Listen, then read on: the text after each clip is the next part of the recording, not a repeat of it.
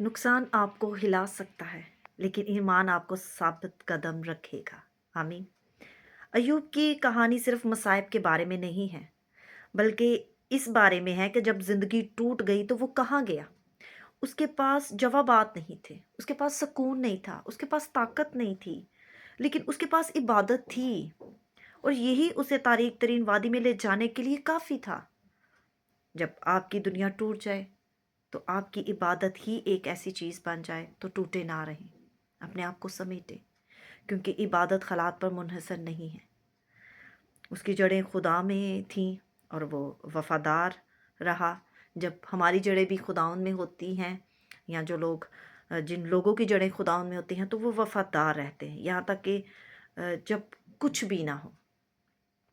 इससे हमें क्या सबक मिलता है?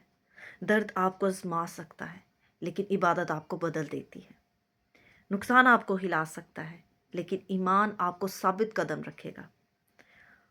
और हर मौसम में खुदा इस लायक है कि उसको ऑनर किया जाए, उसको प्रेज किया जाए, उसको वर्शिप किया जाए, उसको सिजदा किया जाए, because God is still worthy. God bless you all.